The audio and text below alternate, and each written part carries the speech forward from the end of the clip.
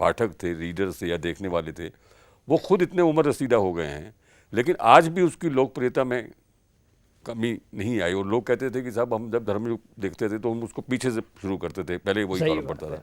लेकिन इस दिशा में आपके एनबीटी ने बहुत महत्वपूर्ण काम किया। उन्होंने इसकी याद ताज़ा करने के लिए डब्बू जी के एनबीटी ने किया, डब्बू जी के धमके, या ये आपकी जो पराग में सीरीज आती थी डॉक्टर चिंचू के कारनामे, 2 खंडों में आई है। तो इससे ये है कि अब ये आपको एक नई, जिसे कहते हैं, आप एक नई जिंदगी मिली है, मिल गई लीज। और इस किताब पे तो आपको माशाल्लाह सुना बड़ी अच्छी रॉयल्टी भी मिली। काफी। लेकिन इधर आपकी मैं ताज़ा तरीन एक किताब देख रहा हूँ, क्यों मुस्कुराए बुद्ध 25,000 वर्ष बाद। तो ये एक पिक्टोरियल किताब है, तो इसका किताब का मुख्य मकसद क्या है? इसमें 3-4 लेवल पर ये कहानी चलती है बच्चों के लिए, कि एक बच्चा जो है वो टीवी एडिक्ट है, लेकिन वो ज्योग्राफी चैनल देखता है, वो हिस्ट्री चैनल देखता है, ऐसे बढ़िया बढ़िया चैनलें देखता है, और उसके मन में ये भाव जागता है कि टीवी पर ये मेरा भारत जो है इतना सुंदर लग रहा है, तो वास्तव में वो कैसा होगा। तो ये तय करता है यहाँ से भारत दर्शन यात्रा के लिए। तो इसमें एक पॉइंट ये है कि टूरिज्म, बच्चों में टूरिज्म को इंट्रोड्यूस करना। दूसरा यहाँ से फिलोसॉफिकल एंगल ये है कि बच्चा जिस दिन, जिस मोमेंट पर ये तय करता है कि मुझे भारत दर्शन यात्रा पर जाना है, तो उसके जिस्म के सारे हिस्से रिवोल्ट कर देते हैं, बगावत कर देते हैं। हाथ कहते हैं हम क्यों चले भाई, सारा खींचना करना ये का हमारे माथे पर आएगा। पैर कहते हैं हम क्यों चले, चल चल कर हमारा तो दम निकल, करते करते सारे अंग रिफ्यूज करते हैं, लेकिन सिर्फ एक आंख जो है वो कहती है कि नहीं मैं जाऊंगी। ये आंख मुसलमान की थी, मुसलमान बच्चे की थी, और सबसे पहले वो गांधी दर्शन करने के लिए गांधी जी की समाधि पर जाती है, तो वहाँ उसे दूसरी आंख मिलती है। तो ये आंख उसे पूछती भैया तुम यहाँ कैसे, अकेली कैसे आई? तो बोले वही किस्सा है जो तुम्हारा है।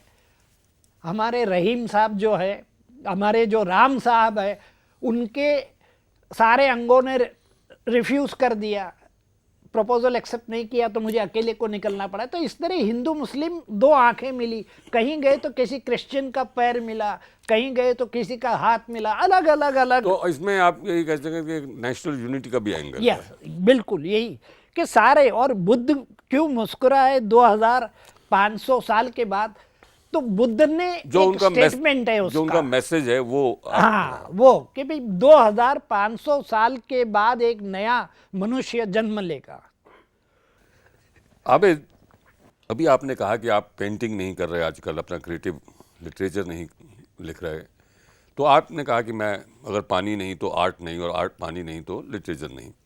लेकिन इधर देखने में आया कि जो एक वाटर अवेयरनेस है उसको देख के कुछ फीचर फिल्में भी आई, जैसे जल एक फिल्म आई, इसी तरह शेखर कपूर एक पानी पे एक फिल्म बना रहे हैं, और कुछ और भी ऐसी फिल्में थी जिनमें ये दिखाया गया था। ऐसी कुछ अटेम्प्ट विश्व भर में ऐसी फिल्में बनाई जा रही हैं।